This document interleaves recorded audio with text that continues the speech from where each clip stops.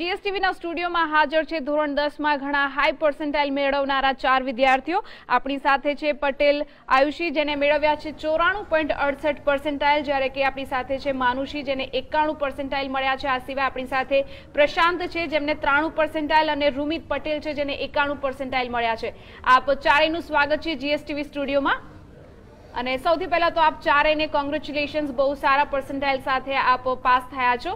સૌથી પહેલા તો આયુષી હું આપને પૂછવા માંગીશ કે આપણે સૌથી વધારે ચારે વિદ્યાર્થીઓમાં આપના સૌથી વધારે પર્સન્ટાઇલ છે, હાલ આપની મહેનત કેટલી રહી છે આમાં?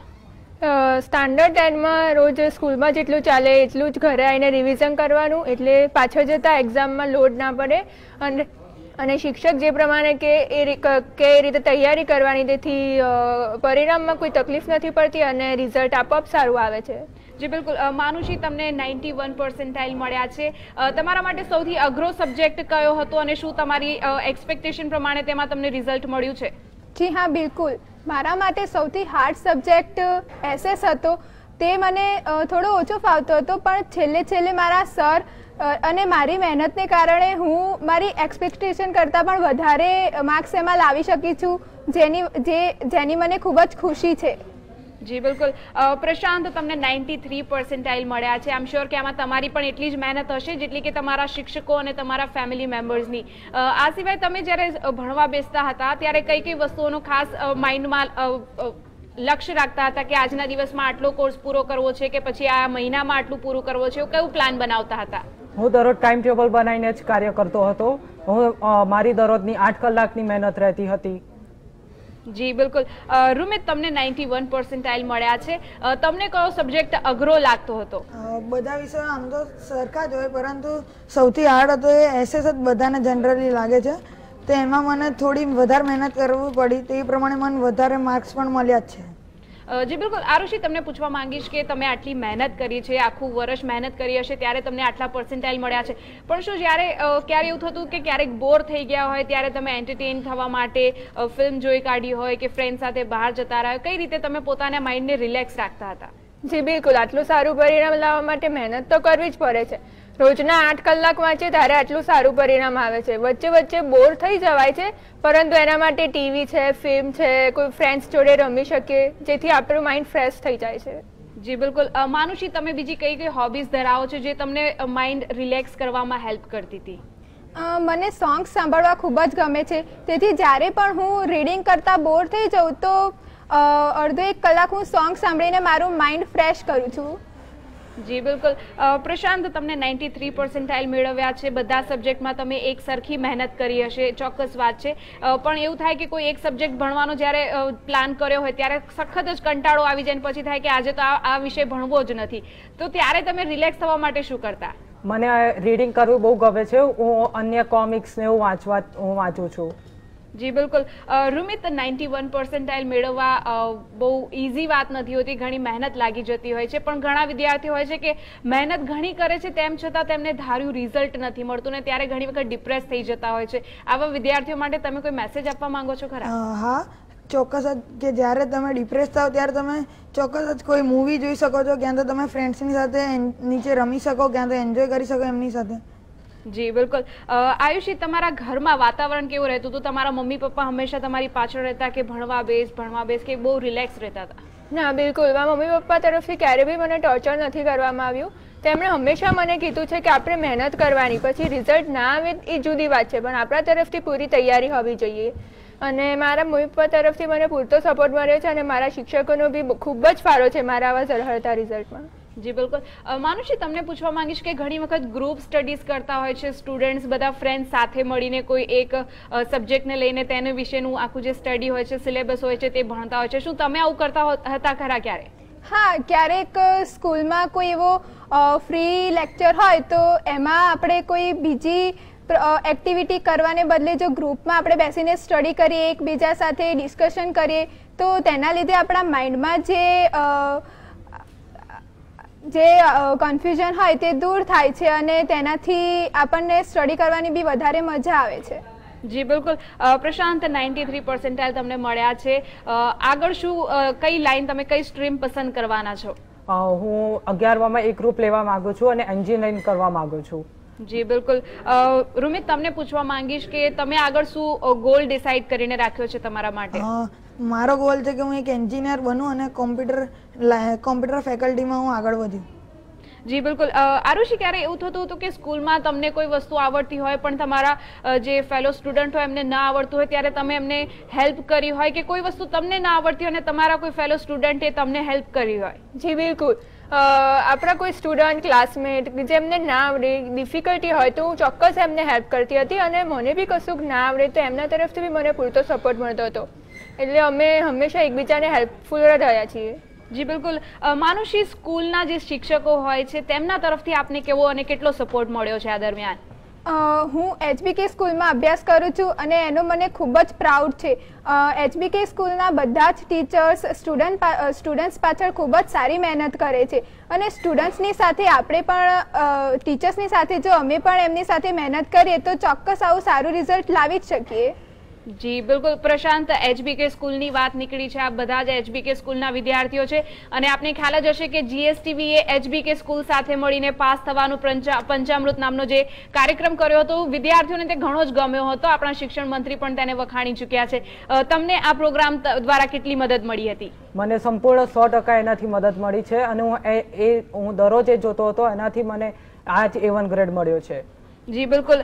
રૂમિત, તમે પાસ થવાનું પંચામૃત જોતા હતા ખરા? હા, અમુક વાર રહી જાય તો પણ હું એનો રિપીટ એપિસોડ આવે તો એને જોઈ લેતો હતો. જી બિલકુલ.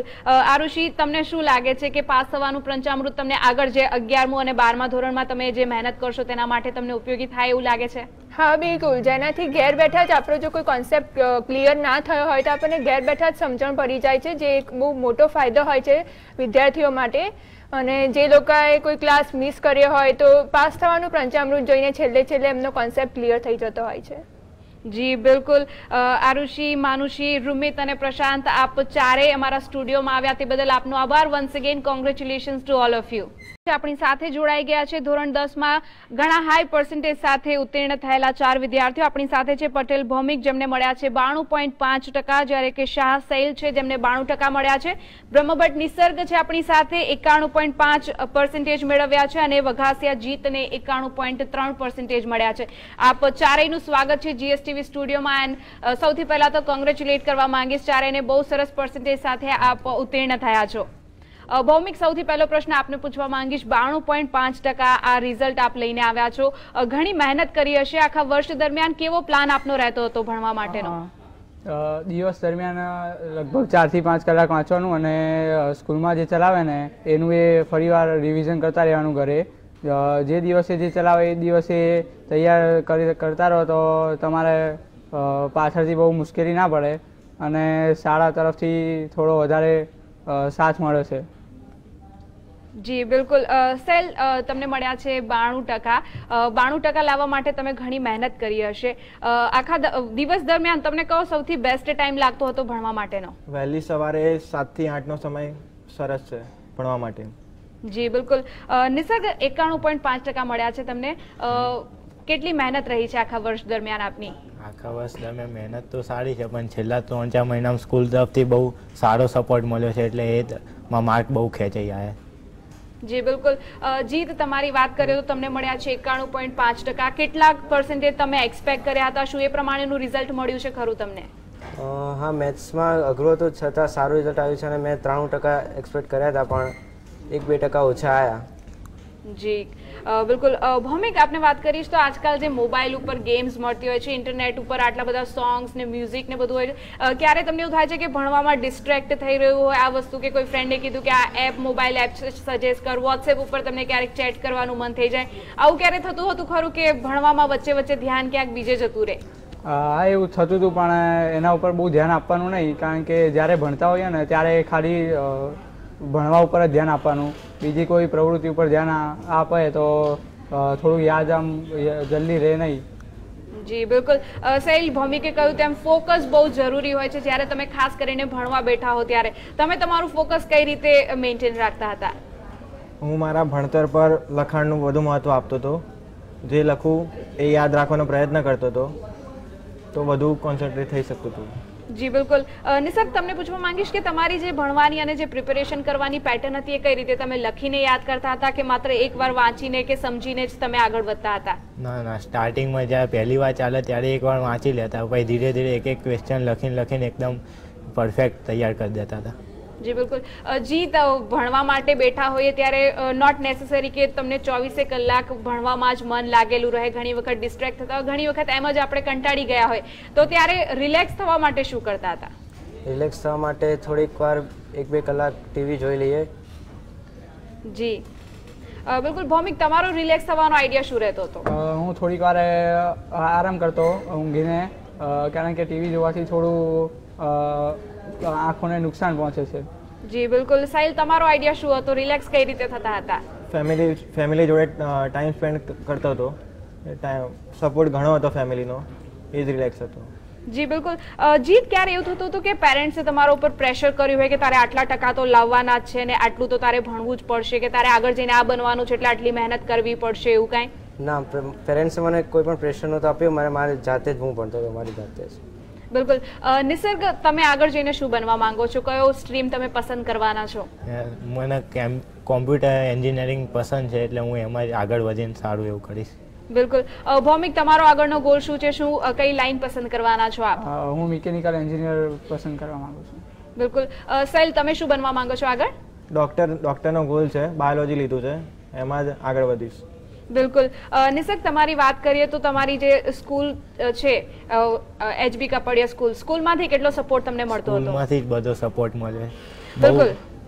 બહુ સારી રીતે એમણે પરીક્ષાઓ લીધી છેલ્લા 3 મહિના અને સરે ખૂબ જ સપોર્ટ કરે. જી બિલકુલ. જીત, તમને પૂછવા માંગીશ કે પાસ થવાનું પંચામૃત જે GSTV નો HBK સ્કૂલ સાથે મળીને એક જે ખાસ કાર્યક્રમ દર વર્ષે 10મા અને 12મા ધોરણના વિદ્યાર્થીઓ માટે રાખવામાં આવે છે, આ પ્રોગ્રામ તમને કેટલો યુઝફુલ રહ્યો? ઘણો બધો યુઝફુલ રહ્યો, તેનાથી ઘણી બધી બાબતો જાણવા મળે અને નવી બાબતો શીખવા મળે. જી બિલકુલ. ભૌમિક, આ સવાલ તમને પૂછવા માંગીશ કે પાસ થવાનું પંચામૃત તમને કેટલું ઇમ્પોર્ટન્ટ લાગે છે? જ્યારે સ્કૂલમાં ભણવાનું ચલાવે ત્યારે ધારો કે કોઈ એક કોન્સેપ્ટ ક્લિયર ના થયો હોય તો પાસ થવાનું પંચામૃત જોઈને એ કોન્સેપ્ટ ક્લિયર થઈ જશે. જી બિલકુલ. સાહિલ, તમે આટલા સારા પર્સન્ટેજ મેળવ્યા છે, તમારા પછી જે નેક્સ્ટ બેચ આવવાની છે એ લોકો પણ મહેનત કરશે. આવનારા વિદ્યાર્થીઓ માટે કોઈ મેસેજ આપશો કે આટલા સારા પર્સન્ટેજ કઈ રીતે લાવી શકાય? પહેલેથી જ્યારથી 10મું ચાલુ થાય ત્યારથી જ મહેનત કરશો તો પાછળથી વાંધો નહીં આવે. જી બિલકુલ. આપ ચારે અમારા સ્ટુડિયોમાં આવ્યા, પોતાના પરીક્ષાના પ્લાનિંગ વિશેની ને પૂરી તૈયારી વિશેની માહિતી સાથે વાતચીત કરી તે બદલ આપનો આભાર. Once again congratulations and good luck. Thank you.